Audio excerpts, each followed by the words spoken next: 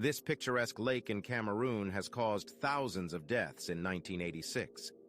The inhabitants saw a small settlement near Lake Nyos, heard a strange rumbling noise. Pillars of spray and foam rose above the body of water, and the water in it turned red over the next 10 minutes. All living things within a radius of 25 kilometers died. 1746. People were victims of the exploding lake.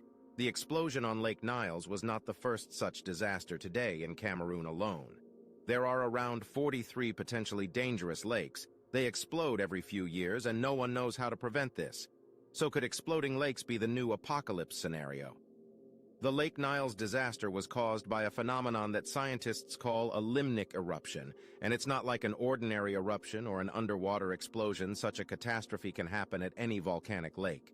And the reason is carbon dioxide CO2 is highly soluble in water and can accumulate there in great quantities. Since volcanic lakes are located in craters, large amounts of carbon dioxide enter them through small cracks in the bottom.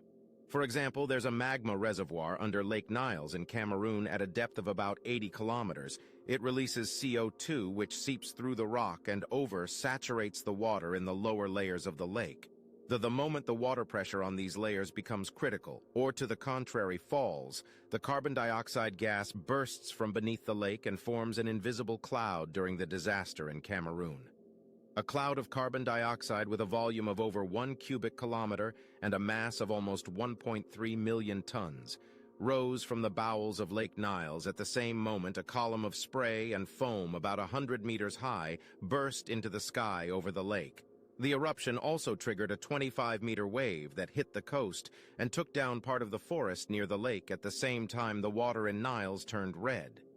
This happened because the deep layers of the lake are saturated with iron and appeared on the surface as a result of the explosion there. Under the influence of oxygen, the water oxidized and acquired a deep color of rust. But since carbon dioxide is heavier than air, a deadly cloud descended into the valley. Carbon dioxide poisoning occurs infrequently. Usually its concentration in the air doesn't exceed 0.5%. But if this number rises to 5%, a person will experience dizziness, nausea, drowsiness, and difficulty breathing.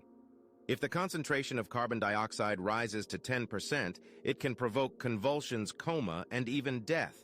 And if you find yourself in a room where the air is 30 CO2, you'll instantly lose consciousness. There's no chance of surviving in such a situation. You see, carbon dioxide does more than just cause suffocation. It enters the bloodstream and replaces oxygen, which can cause complete cardiac arrest and damage internal organs, including the brain. The exact concentration of CO2 in the cloud that erupted from Lake Nyos is unknown, but it was definitely over 30% because the gas instantly killed 1746 people.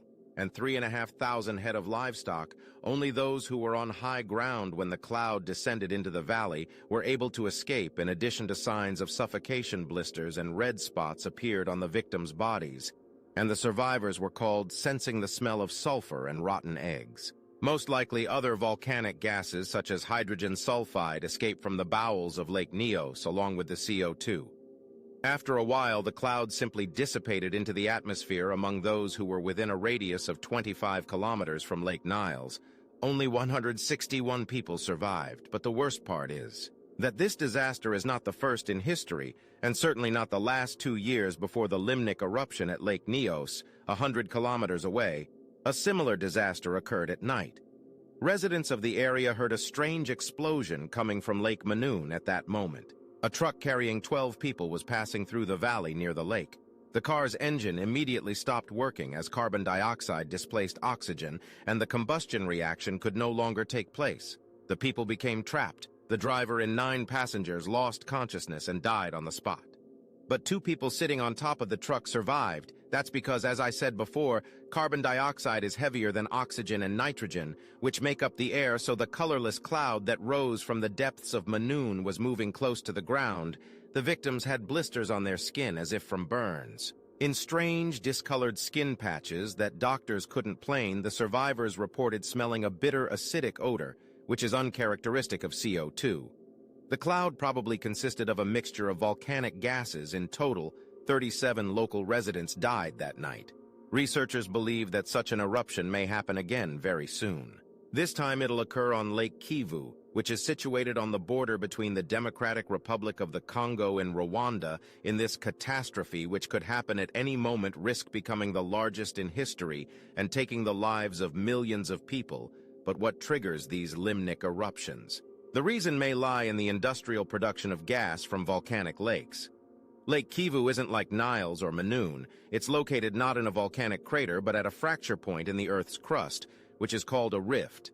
In addition, Kivu is many times larger. Its length is about 90 kilometers, its width is 50 kilometers, and its average depth is 220 meters. The shores of the lake are densely populated, but its main difference from other limnic lakes is that the waters of Kivu are saturated not only with carbon dioxide, but also with flammable methane.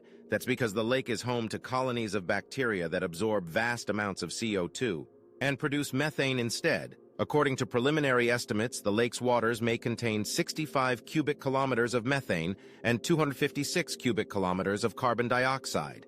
And that's around 2% of all CO2 produced by humanity per year. If a limnic eruption occurs at Lake Kivu, the consequences will be dire. Methane will be the first to break loose. An enormous cloud will cover Lake Kivu Islands, killing every living thing in its path. The population of the largest island each way, which has around 250,000 inhabitants, will have no time to escape at sufficiently high concentrations. A methane cloud can kill not only humans and animals, but even plants. Fortunately, methane is much lighter than air, and the cloud is likely to rise quickly and dissipate in the atmosphere, but that won't save residents of Lake Kivu's coastal areas. In a few seconds, a giant cloud of CO2 will burst out of the lake. About 2 billion tons of gas will sink into the valley off the coast and cause the death of around 2 million people living in the area. In addition, a limnic eruption will result in a giant lake tsunami that will wash the coastal settlements off the face of Earth, leaving thousands of survivors homeless. But the most frightening thing is that Lake Kivu is unpredictable and unstable. Researchers don't know exactly disaster will strike, but they're sure that it could happen very soon.